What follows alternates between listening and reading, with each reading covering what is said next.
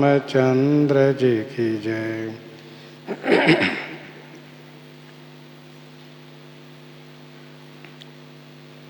गोस्वामी जी महाराज पूर्व प्रसंग में वर्णन किए। प्रभु श्री रामचंद्र जी ने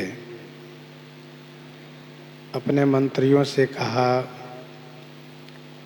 कि अब किस कारण से विलंब किया जा रहा है, जल्दी से समुद्र पर सेतु का निर्माण हो जिससे सेना उस पार पहुंच जाए।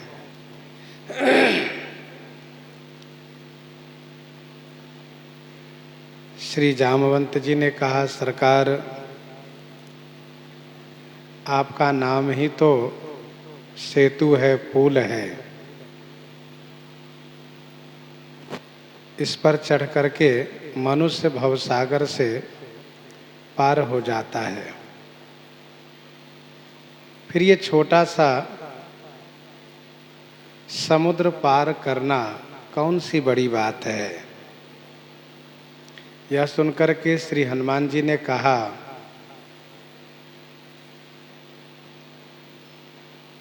कि प्रभु, आपके प्रताप रूपी बड़वानल ने तो समुद्र को सुखा दिया है। आपके शत्रु की नारी के रुदन के जलधारा से यह पुनः भर गया है, इसलिए खार हो गया है।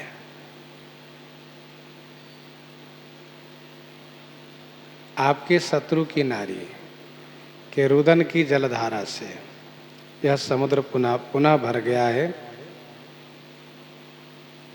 श्री हनुमान जी की अत्युक्ति सुनकर के सभी वानर बड़े प्रसन्न होते हैं और श्री राम जी की ओर देखने लगते हैं। श्री जामवंत जी महाराज दोनों भाई को बुलाते हैं, नल और नील को। उनको उस कथा से अवगत कराते हैं जिस कथा में कि ऋषि से उनको आशीर्वाद प्राप्त हुआ है। श्री जामवंत जी कहते हैं कि आप दोनों मन में श्री राम जी के प्रताप को स्मरण करते हुए समुद्र पर सेतु निर्माण का कार्य प्रारंभ करिए। कोई परिश्रम नहीं होगा। बोली लिए कपि निकर बहोरी, सकल सुनहु बिनती कछु मोरी। बोल लिए कपि निकर बहोरी, सकल सुनहु बिनती कछु मोरी। बहोरी माने पुनः, कपि निकर बोली लिए। कपि निकर माने वानर समूह को बुला लिए। और फिर कहा कि आप सभी वानर वीर मोरी कछु विनती सुनहु, मेरी कुछ विनती को सुनिए।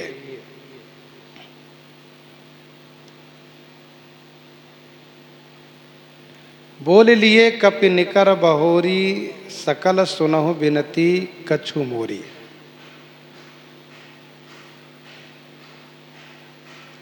समुद्र पर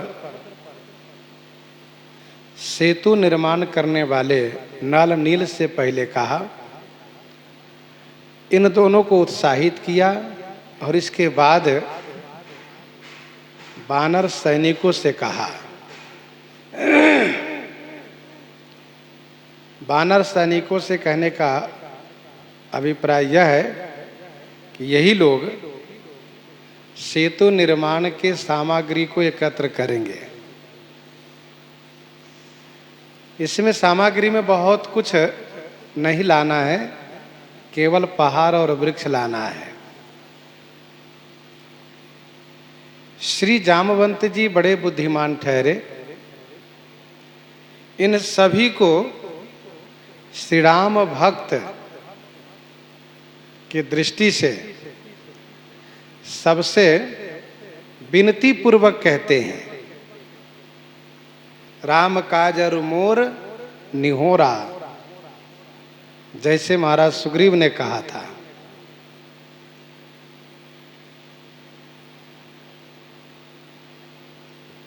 कार्य कराने की विधि भी यही है। सब श्री राम भक्त हैं, इसीलिए सबसे विनम्रता पूर्वक श्री जामवंत जी कह रहे हैं। विनम्रता पूर्वक कहने से सब में उत्साह बढ़ेगा और सब के सब इस कार्य में तत्पर हो जाएंगे, क्योंकि लंबा पुल बनाना है, इसलिए इसमें सबका सहयोग चाहिए। और श्री जामवंत जी इस पुल के निर्माण में आगे आए हैं। श्री जामवंत जी ने कहा, आप सब मेरी कुछ विनती सुनिए। वानर सैनिकों ने कहा, महाराज विनती क्या, आप आदेश करिए ना।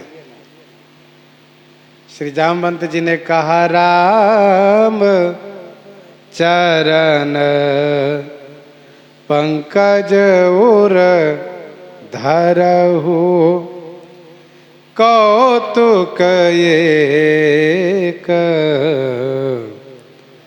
भालु कपि करहु, राम चरण पंकज उर धरहु, कौतुक एक भालु कपि करहु। राम चरण पंकज उर धरहु। श्री राम चरण पंकज उर धरहु माने हृदय में धारण कीजिए। और हे भालु कपि एक कौतुक करहु, आप सब एक कौतुक कीजिए, एक खेल कीजिए।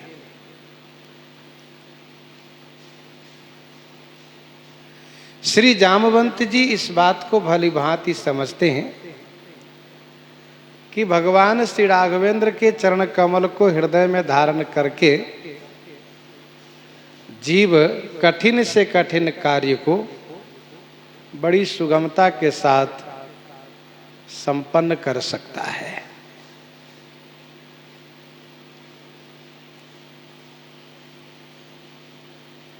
राम चरण सरसिज उर राखी, चला प्रभंजन सुत बल भाखी, 60 लाख जोजन दूरी से द्रोणाचल पर्वत को उठा लाए। श्री किशोरी जी ने कहा, रघुपति चरण हृदय धरी, तात मधुर फल खाहू। फल भी खाए और फल खाने में विरोध करने वाले को दंडित भी किए। श्री जामवंत जी कहते हैं, राम चरण पंकज उर धरो। श्री राम चरण कमल को हृदय में धारण कीजिए आप लोग। हे भालू कपि, एक कौतुक कीजिए, एक खेल कीजिए। ऊपर की चौपाई में गोस्वामी जी ने ये कहा कि बोल लिए कपि निकर बहोरी। तो ऐसा तो नहीं है कि केवल बानर ही इस कार्य में लगे हैं, सेतु निर्माण कार्य में। गोस्वामी जी कहते नहीं नहीं, भालू भी है। भालुओं के अधिपति श्री जामवंत जी हैं, इसलिए उन्होंने भालू को पहले संबोधित किया। कौतुक एक भालू कपि करहूं। हे भालुओं, हे बंदरों, आप सब एक खेल कीजिए। कौन सा खेल, कैसा खेल करना है?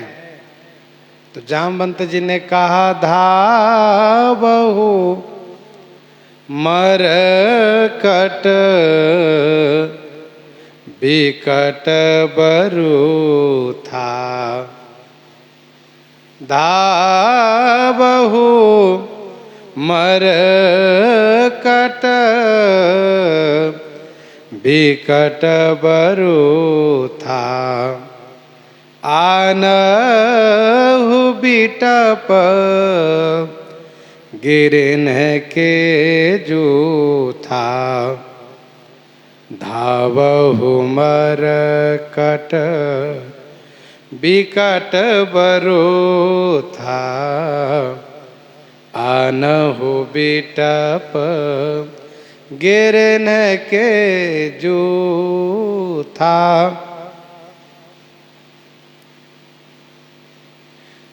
बिकट मरकट बरूथा धावहु।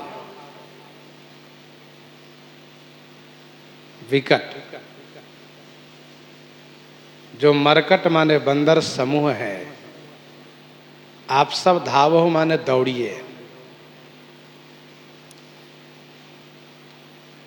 और बिटप गिरिन के जूथा आनो। बिटप वृक्ष, गिरिन माने पर्वत, कि जूथा माने समूह को, आनो माने ले आइए।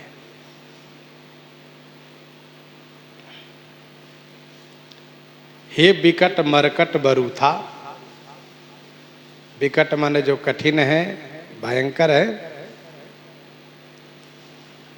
आप सभी समूह यहां से उत्तर दिशा की ओर धावो माने दौड़िए और जाइए। जहां जो वृक्ष पर्वत मिले सब उठा लाइए। आनो बिटप गिरन के जूथा।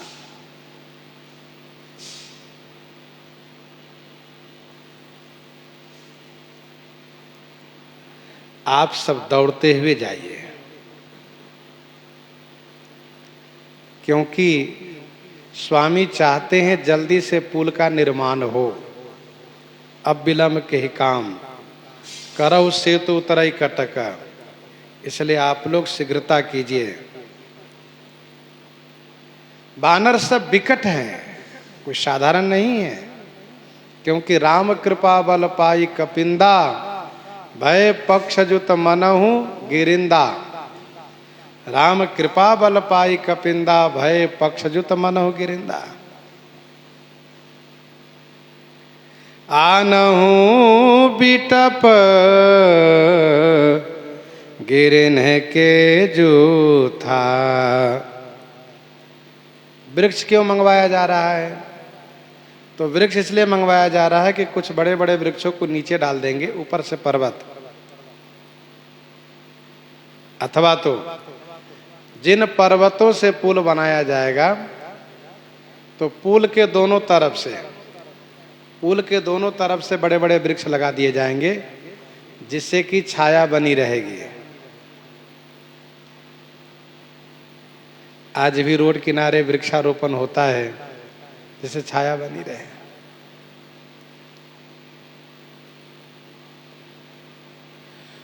तो दोनों किनारे से वृक्ष लगा देंगे। बड़े बड़े पर्वत लाएंगे, बड़े बड़े वृक्ष लाएंगे।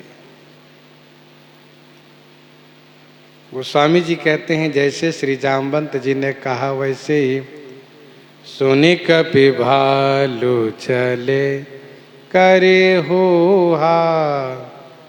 सुनि कपि भालु चले करे होहा। जय रघुवीर प्रताप समूहा। जय रघुवीर प्रताप समूहा। सुनि कपि भालु चले करे होहा। सुनि कपि भालु चले करी हुआ। यह सुन करके कपि भालु हुहा करी चले। ये हुहा है क्या? तो हुहा है हर्षद ध्वनि, ये खुशी का शब्द। हुहा करके सब चल दिए। जय रघुवीर प्रताप समूहा, समूह प्रताप वाले रघुवीर की जय हो।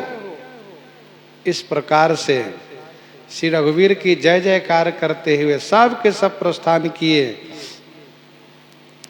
अति उतंग गिरिपादप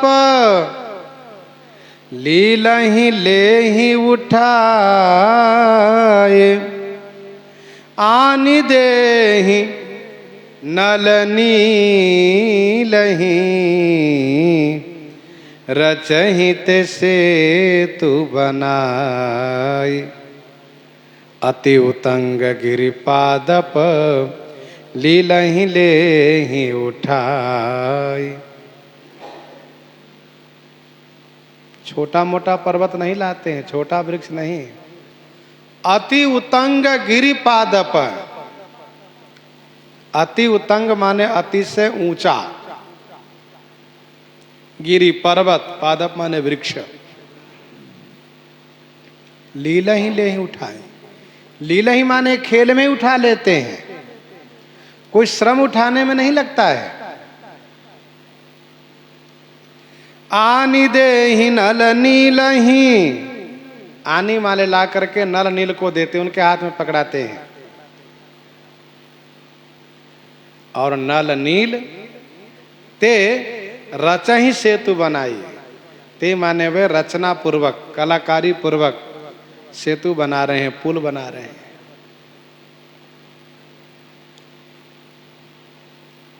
अति उतंग गिरिपादप लीलहि लेहि उठाई। छोटा नहीं उठाते, नहीं तो दूसरे बानर हंसेंगे, क्या बात है भाई। इसलिए बड़े बड़े ऊंचे ऊंचे पर्वत, ऊंचे ऊंचे पादप माने वृक्ष। वृक्ष को पादप कहा जाता है क्योंकि जड़ से ही वह पानी पीता है। खेल में ही उठा लेते हैं लीला पूर्वक।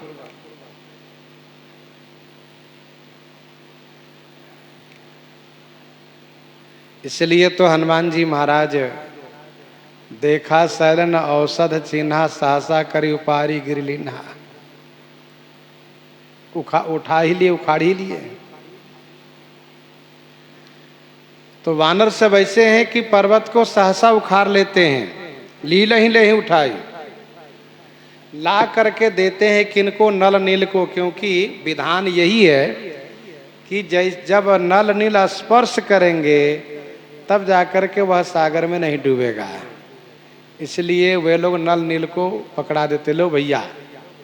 और नल नील लेते हैं और उसको हाँ कलाकारी पूर्वक, क्योंकि नल ने पहले भी कह रखा है कि मुझे मेरे पिता श्री विश्वकर्मा जी का यह वरदान है, मुझ में उनकी सभी कला, सभी गुण विद्यमान है।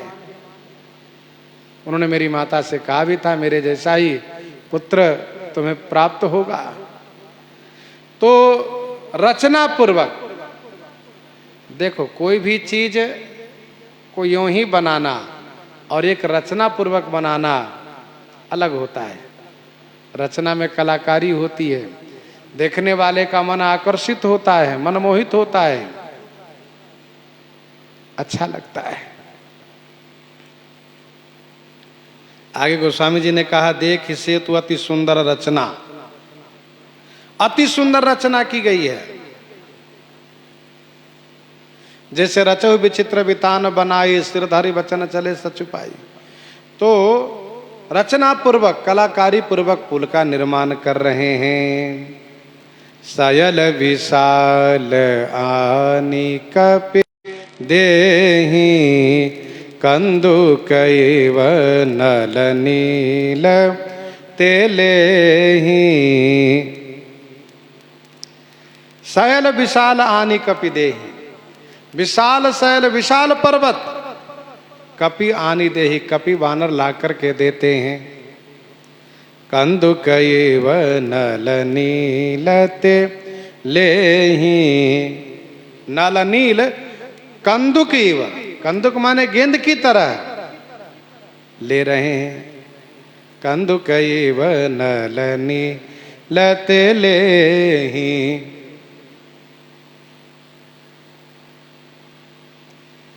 जो बातें दोहे में कही गई है वही बातें चौपाई में भी कही जा रही है। जो बातें दोहे में प्रस्तुत है वही बात इस चौपाई में भी है। शैल विशाल आनि कपि देहि अकंदुक इव नल नील ते लेहि। दुआ में है अति उतंग गिरिपाद पर लील ही लेहि उठाई आनि देहि नल नील ही रचयित सेतु बनाई। तो क्या पुनरुक्ति है? इसका उत्तर है कि नहीं, पुनरुक्ति नहीं है। फिर दो बार इस बात को कहने का अभिप्राय क्या है? तो इसका समाधान यह है, उत्तर यह है कि श्री जामवंत जी ने पहले नल नील से ये कहा था कि राम चरण पंकज राम प्रताप सुमिरि मन माहि करहु सेतु प्रयास कछु नाहि। राम प्रताप सुमिरि मन माहि करहु सेतु प्रयास कछु नाहि, नल नील से कहा था। सेतु का कार्य आरंभ करो, कोई श्रम नहीं होगा। और फिर श्री जामवंत जी ने वानर सैनिकों से कहा राम चरण पंकज उर धरहु कौतुक एक भालु कपि करहु। गोस्वामी जी इस चौपाई में यह दर्शाना चाहते हैं कि ना तो पर्वत और वृक्ष लाने वाले को श्रम हो रहा है और न ही सेतु निर्माण करने वाले नल नील को श्रम हो रहा है। इसी बात को दर्शाने के लिए चौपाई में गोस्वामी जी ने कहा शैल विशाल आनि कपि देहि, बिना श्रम के, और कंदुक एवं नल नील ते लेहि, गेंद के जैसे नल नील ले रहे हैं। जो बानर, जो भालू पर्वत वृक्ष को लाते हैं वे ला करके यूं ही नल नील को पकड़ा देते, लो भैया। जैसे गेंद किसी को दिया जाए, ले लो भैया, तो वह गेंद ले लेता है हाथ में, उसको कोई श्रम नहीं होता। वैसे ही कंदु की गेंद के जैसे, गेंद के जैसे वानर लोग पर्वत वृक्ष को ला रहे हैं और गेंद के जैसे ही नल नील को दे रहे हैं, वो ले रहे हैं। ऐसा नहीं समझना चाहिए कि भारी पर्वत है और यूं फेंक देते होंगे तो नल नील को परेशानी होती होगी, कहा नहीं, गेंद के जैसे ले रहे हैं। कंदु के व नल नील ते ले, कोई श्रम नहीं है। देखी सेतु अति सुंदर रचना, देखी सेतु अति सुंदर रचना, बिहसी कृपा निधि बोले बचना। देखी सेतु अति सुंदर रचना, अति सुंदर सेतु रचना देखी। अति सुंदर सेतु की रचना को देख करके कृपा निधि श्री राम जी ने बिहसी माने हंसते हुए यह वचन कहा, बिहसी कृपा निधि बोले बचना।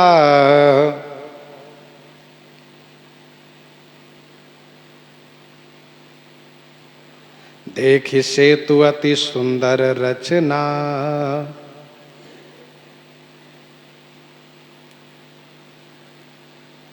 बिहसी कृपा निधि बोले वचना।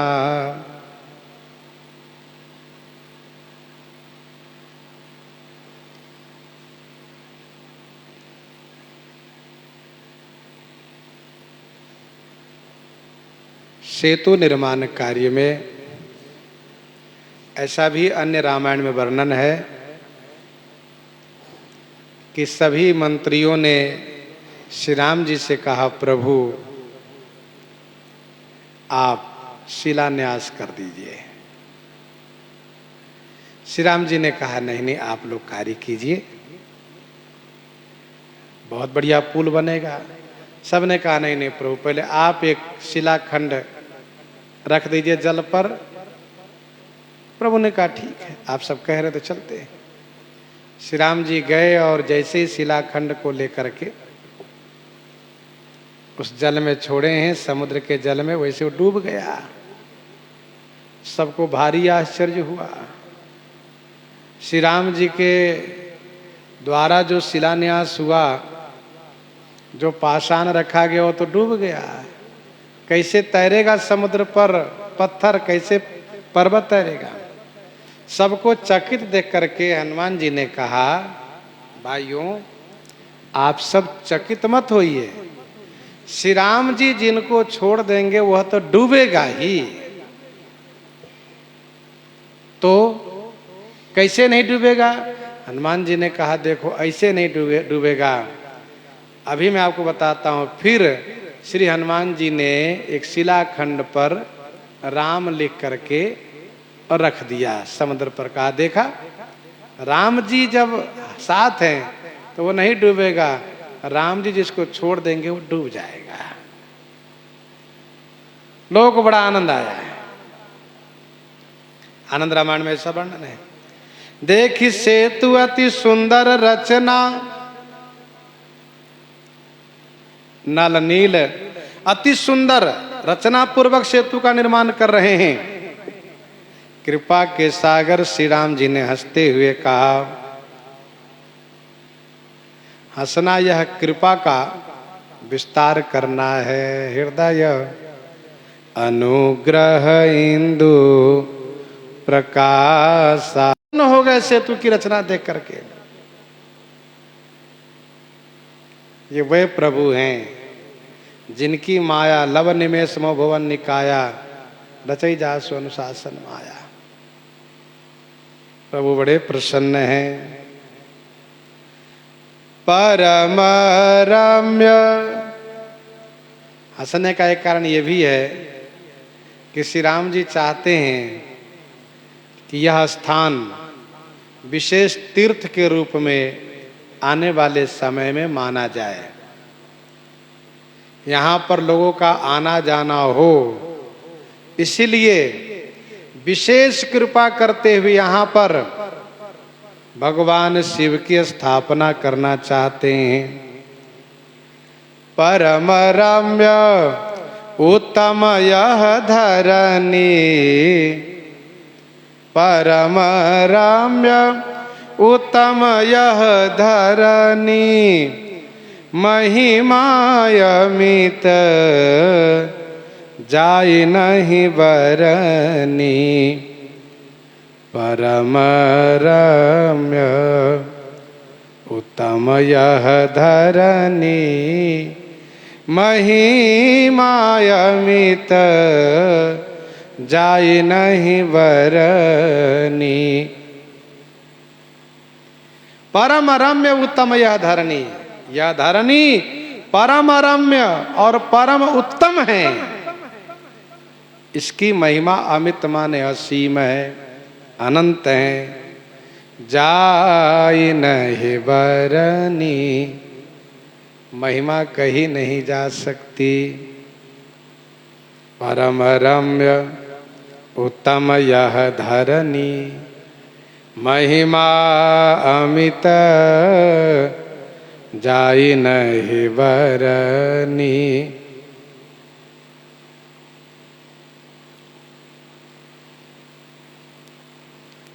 यह धरनी परम रम्य है, उत्तम है, परम उत्तम भी है।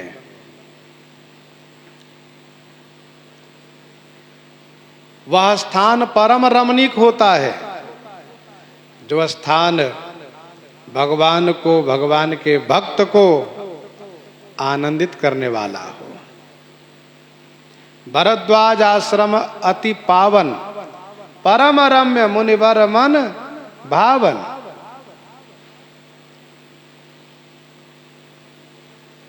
परम रम्य गिरिवर कैलासु, सदा जहां से उमा निवासु। परम रम्य आराम यह मिथिला जी का बाग, जो राम ही सुख देत।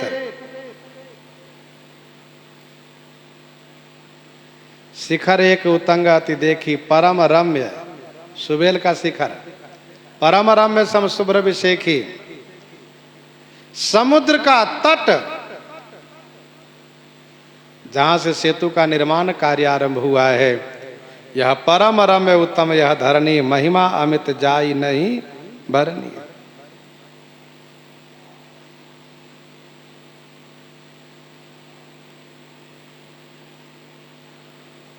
परम रम्य उत्तम यह धरणी, महिमा अमित जाई नहीं भरनी।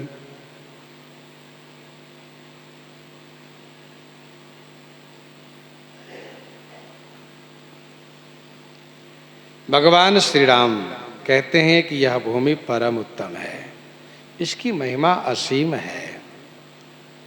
यहां पर हम शिव जी की स्थापना करेंगे। तो शिव स्थापना का हेतु क्या है, ये प्रश्न है। तो इसका समाधान यह है कि सब नदी तो पावन होती ही है, नदी पावन होती है, नदी का तट पावन होता है। प्रायः सब तीर्थ नदी के तट पर हुआ करते हैं, और समुद्र सभी नदियों का पति है, इसलिए यह अति पावन है। समुद्र सर्व तीर्थमय है, और सबसे बड़ी बात यहां दो महासागर का संगम भी है। जहां पर नदी और सागर का संगम हो वह स्थल पवित्र माना जाता है। और यहां तो महोदधि और रत्नाकर, महोदधि और रत्नाकर इन दोनों महासागर का संगम है। महोदधि और रत्नाकर का संगम इसी जगह पर है। श्री राम जी कहते हैं कि इस स्थान पर देव स्थापना होनी चाहिए। वैसे भी इसका एक कारण यह भी है कि पृथ्वी तल पर जो 8 वैकुंठ कहे जाते हैं, पृथ्वी तल पर 8 वैकुंठ कहे जाते हैं, उनमें से एक द्राविड़ देश, द्राविड़ देश वह यही क्षेत्र है। द्राविड़ देश यही क्षेत्र है।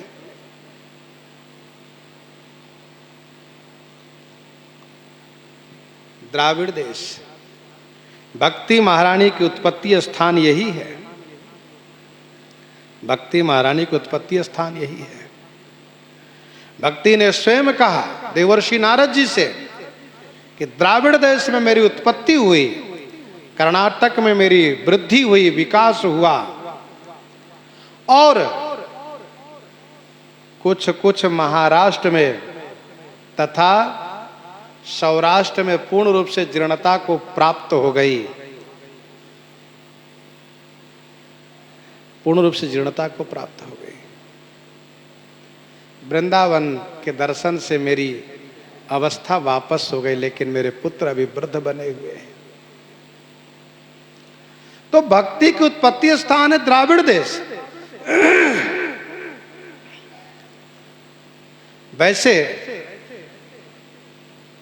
थोड़े थोड़े भक्त सब जगह पाए जाते हैं, लेकिन द्राविड़ देश में विशेष रूप से भक्त पाए जाते हैं, महापुरुष लोग पाए जाते हैं।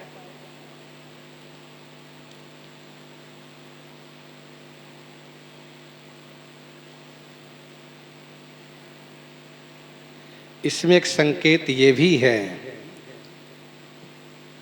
कि दक्षिण में ही शिव कांची, गोस्वामी श्री तुलसीदास जी चाहते हैं कि यहां पर श्री राम जी के द्वारा शिव स्थापना होने से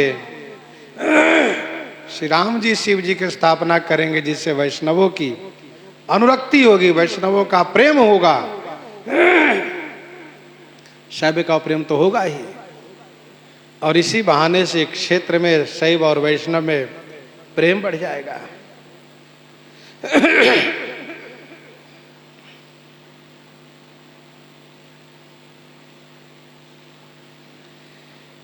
अर्थात शिव कांची विष्णु कांची के समान इसका भी महत्व बढ़ेगा।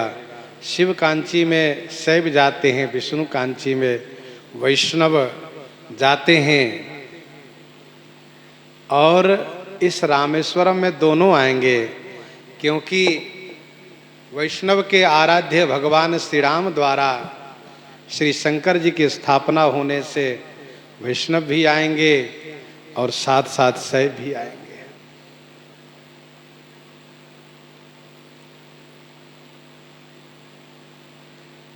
राजनीति की दृष्टि से भगवान श्री राम माधुर्य में ऐसी लीला कर रहे हैं। माधुर्य के अंतर्गत चाहते हैं कि भगवान शंकर इसी पार बने रहें, उस पार सहयोग में न जाएं, क्योंकि रावण शिव जी का भक्त है। रावण शिव जी का भक्त है। कहीं ऐसा न हो रावण की प्रार्थना पर भगवान शिव उनकी सहायता में चले जाएं, फिर मेरे लिए बड़ा असमंजस होगा, धर्म संकट होगा।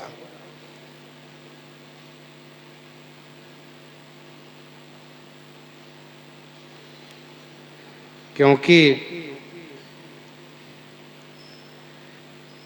भगवान श्री कृष्ण से भगवान शिव भिड़ ही गए, बाणासुर की सहायता करते हुए, बाणासुर के सहयोग करते हुए, क्योंकि उसने कहा तो वे भगवान शिव बाणासुर की ओर से श्री कृष्ण से भिड़ गए।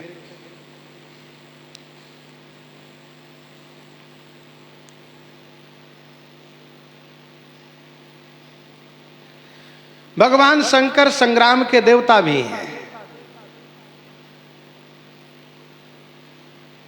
भगवान श्री राम शिव जी का पूजन कर रहे हैं।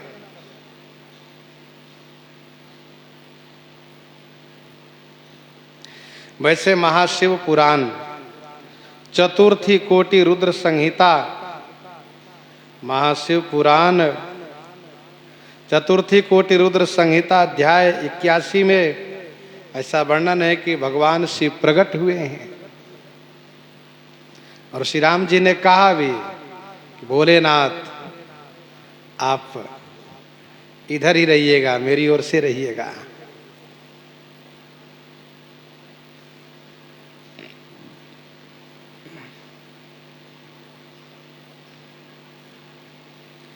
तो माधुरी लीला में यह भी प्रसंगोचित है। श्री राम जी अपने आप को राजकुमार ही मानते हैं, तो भगवान श्री राम कह रहे हैं कि परम रम्य उत्तम यह धरनी, महिमा यमित जाय नहीं बरनी। करी हूँ यहाँ शंभु थापना, मोरे हृदय परम कल्पना। करी हूँ यहाँ शंभु थापना, करी हूँ यहाँ शंभु थापना, मैं यहाँ पर शिव जी की स्थापना करूंगा। श्री राम जी ने कहा मोरे हृदय परम कल्पना, मेरे हृदय में इस बात की परम कल्पना है कि मैं यहाँ पर श्री शंकर जी की स्थापना करूंगा। करी हूँ यहाँ शंभु थापना, मोरे हृदय परम कल्पना। सुनी कपीस बहुदूत पठाए, सुनी कपीस बहुदूत पठाए। मुनिवर सकल बोले लय आए, सुनी कपीस बहु दूत पठाए। मुनिवर सकल बोली लई आए। यह सुन करके कपीस महाराज सुग्रीव बहुत से दूतों को भेजे।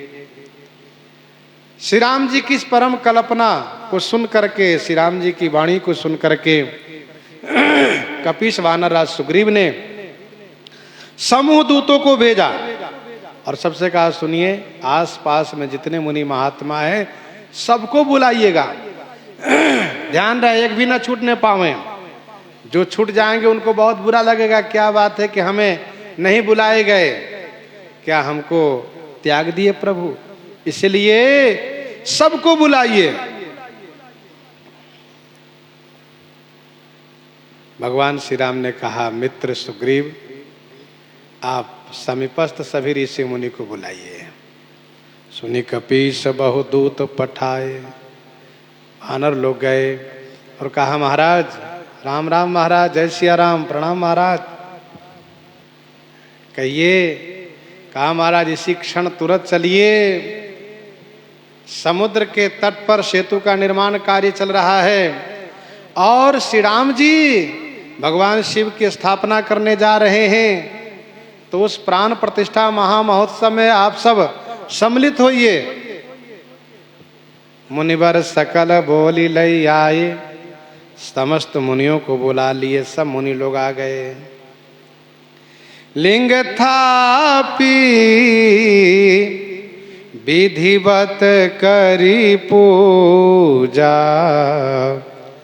लिंग थापी विधिवत करी पूजा। शिव समान प्रिय मोहिन दूजा। शिव समान प्रिय मोहिन दूजा। लिंग थापि विधिवत करे पूजा।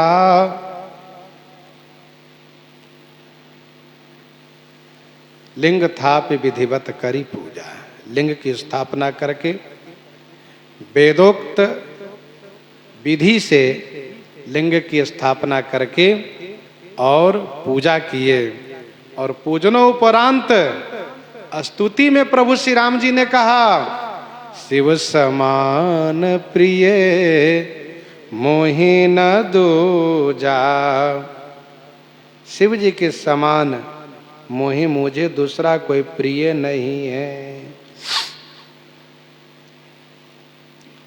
लिंग थापि विधिवत कर पूजा। स्कंद पुराण अंतर्गत लिंग पुराण की यह कथा है। एक बार की बात है, त्रिदेव में इस बात को लेकर के चर्चा हुई, तीनों में से कौन बड़े हैं। भगवान शिव ने कहा कि मेरा जो लिंग विग्रह है उसके आदि अंत को जो पा जाएंगे वही बड़े माने जाएंगे। तो भगवान शिव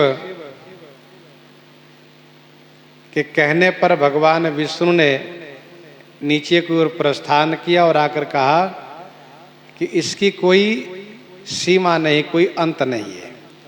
परंतु ब्रह्मा जी ने आकर के झूठ बोला कि मैंने था पा लिया, मैंने पता लगा लिया कि ये अंत वहाँ तक है। क्या प्रमाण है? तो कहा, गौ के दूध से अभिषेक किया है और केतकी पुष्प से अर्चन किया है। भगवान शिव नाराज हो गए, कहा, सुनिए, आप झूठ बोलते हैं, पूजा के लिए आप झूठ बोलते हैं, और वो भी ब्रह्मा जी हो करके, जगत पिता हो करके शोभनीय नहीं है। इसलिए श्राप देता हूं कि आपकी पूजा ही नहीं होगी। केतकी पुष्प और गौसव दोनों को श्राप दिया है।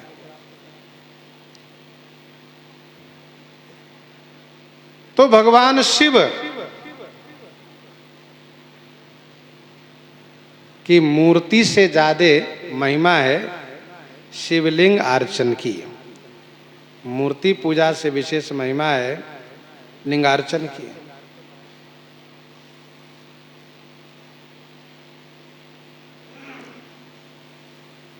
कुछ लोगों ने जानना चाहा कि आखिर मूर्ति की स्थापना श्री राम जी क्यों नहीं किए, शिवलिंग की स्थापना क्यों किए। इसका उत्तर ऐसा वर्णन है कि भगवान श्री राम ने हनुमान जी से कहा, जाइए काशी जी से विश्वनाथ जी का विग्रह ले आइए। हनुमान जी महाराज आए काशी जी, तो देखा कि विश्वनाथ जी और अगस्त जी सत्संग कर रहे हैं। तो हनुमान जी महाराज सत्संग के बड़े प्रेमी, अब सत्संग में विघ्न डालें कैसे, इसीलिए यही सत्संग सुनने लगे।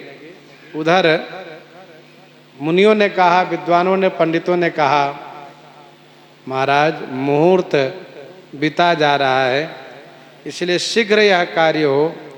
तो मुनियों के कहने पर भगवान श्री राम 3 अंजलि बालू लेकर के शिवलिंग का आकार दिए और उसी की पूजा की। ऐसा आनंद रामायण में वर्णन है।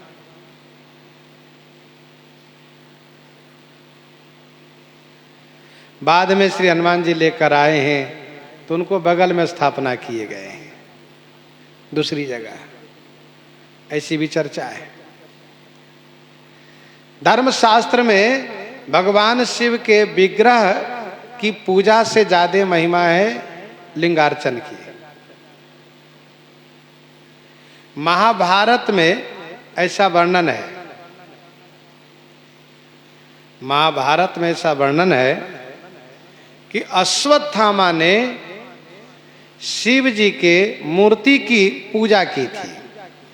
अश्वत्थामा ने शिव जी के मूर्ति की पूजा की थी और इसीलिए वे पराजित हुए और भगवान श्री कृष्ण अर्जुन लिंगार्चन किए थे, इसलिए विजयी हुए, इसलिए विजयी हुए।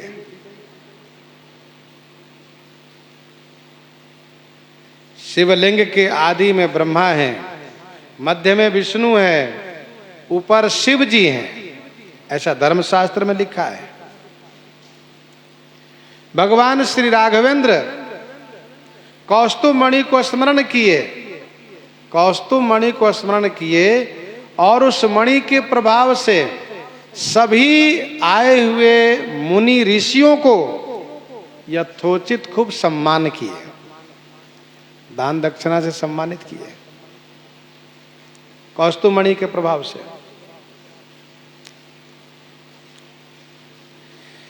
लिंग थापि विधिवत करे पूजा, शिव समान प्रिय मोहि न दूजा। श्री राम जी कहते शिव समान प्रिय मोहि न दूजा, शिव जी के समान दूसरा कोई मुझे प्रिय ही नहीं है। वैष्णवा नाम जथा शंभो, वैष्णवा नाम जथा शंभो।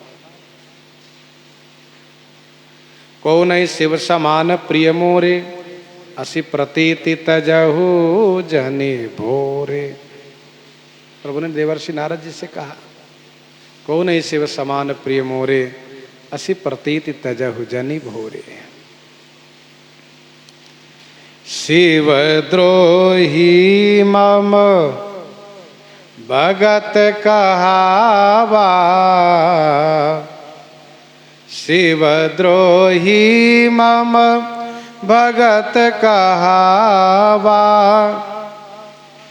सोनर सपने हूँ मोहि न पावा, शिव द्रोही मम भगत कहावा। सोनर सपने हूँ मोहि न पावा, शिवद्रोही मम भगत कहावा। जो भगवान शिव से द्रोह करने वाले हैं वे यदि मेरा भक्त कहला रहे हैं तो सो नर सपने हूँ मोहि न पावा। सो नर माने वह मनुष्य स्वप्न में भी मुझे प्राप्त नहीं कर सकते। शिव बात तो दूर रही नाही शिव पद कमल जिनहि रति नाही राम ही ते सप नेहु न सुहाही राम ही ते सप नेहु न सुहाही। शिवद्रोही मम भगत कहावा सो नर सपने हूँ मोहि न पावा। शंकर विमुख भगति च मोरी सो नार की मूढ़मति थोरी। शंकर विमुख भगति च मोरी सो नार की मूढ़मति थोरी। शंकर विमुख भगति चाह मोरी सो नार की मूढ़मति थोरी। भगवान शंकर से विमुख हो करके जो मेरी भक्ति चाहते हैं सो नार की, सो माने वह नारकी है, वह नरक में जाने वाला है। मूढ़ माने मूढ़क है, मति थोरी उसकी बुद्धि थोरी है। शंकर विमुख भगति चाह मोरी सो नार की मूढ़मति थोरी। शंकर प्रिय मम द्रोही शिव द्रोही मम दास। ते नर करही कलप भरी घोर नरक महवास। घोर नरक महवास। शंकर प्रिय मम द्रोही शिव द्रोही मम दास। शंकर प्रिय मम द्रोही शिव द्रोही मम दास। भगवान शंकर के प्रिय हैं, मम द्रोही और मुझसे द्रोह करते हैं। शिव द्रोही मम दास।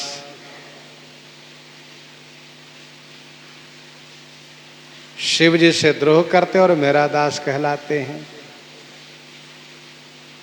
भगवान शंकर के प्रिय बन करके, भगवान शंकर के प्रिय बन करके, जिनको शंकर जी प्रिय हैं और हम उसके द्रोही हैं। शंकर प्रिय मम द्रोही, मुझसे द्रोह रखते हैं। और दूसरा वो है शिव द्रोही, शिव जी से द्रोह करते हैं और मेरा दास बनते हैं। अर्थात सैव्य हो करके भगवान श्री राम से द्रोह करते हैं और वैष्णव हो करके भगवान शिव से द्रोह करते हैं। इन दोनों का कल्याण नहीं होगा। ते नर करही कलप भरी घोर नरक महवास। ते नर माने वे मनुष्य कलप भरी घोर नरक महवास करही। घोर भयंकर नरक में निवास करते हैं। शंकर प्रिय मम द्रोही शिव द्रोही मम दास। ते नर करही कलप भरी घोर नरक महवास।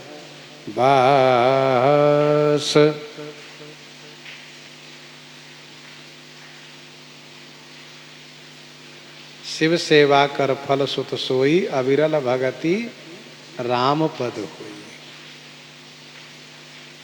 शिव जी की सेवा करें, शिव जी की भक्ति करें, भगवान श्री राम कृष्ण विष्णु से द्रोह करें तो उनका कल्याण नहीं होगा। कुछ लोग कट्टर वैष्णव बनते हैं और भगवान शिव से द्रोह करते हैं तो उनका भी कल्याण नहीं होगा।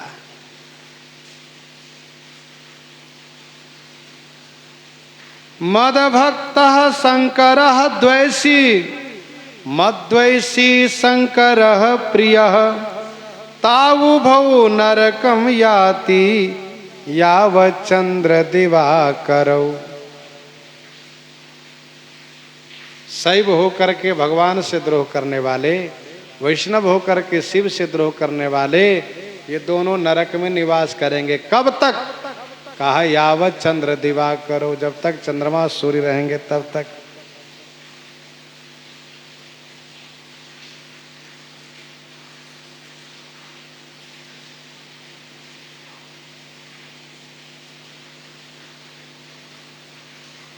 शंकर प्रिय मम द्रोही, वैष्णवो पुरुषो भूत्वा शिव निंदा करोति यह, न गच्छे वैष्णवं लोके सवसेन नरके ध्रुवम। वह निश्चय ही नरक में निवास करेंगे। प्रश्न ये उठता है कि राक्षस लोग तो शिव जी के भक्त थे, भगवान श्री राम से विरोध किए, फिर नरक क्यों नहीं गए? ये राक्षस लोग तो श्री राम के विरोधी थे, शिव जी के भक्त थे, ये लोग नरक क्यों नहीं गए? तो इसका उत्तर यह है कि ये लोग नरक इसलिए नहीं गए क्योंकि श्री राम जी के हाथ से, श्री राम जी के बाण से मरे। रघुवीर सर तीरथ शरीर नित्यागी गति पहियहि सही, त्यागी गति पहियहि सही।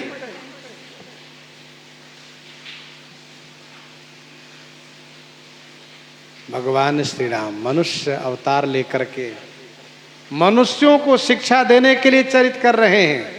मर्त्यावतारस्तु है मर्त्य शिक्षणम, रक्षो वदाये व न केवलम विभो।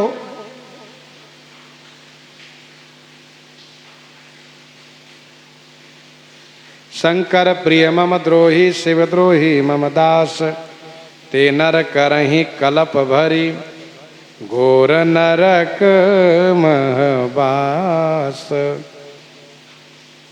जे रामेश्वर दर्शन करी हई, ते तनु तजे मम लोक सिधरी हई। जो रामेश्वर को दर्शन करेंगे वह शरीर को परित्याग करके मेरे लोक को प्रस्थान करेंगे। भगवान श्री राम मन से कल्पना किए, कर्म से स्थापना किए, वचन से स्तुति कर रहे हैं। शिव जी की महिमा का बखान कर रहे हैं। हम आप प्रसंग को यहीं पर हृदयांगम करते हैं। आइए श्रवण करते हैं श्री भक्तमाल जी से।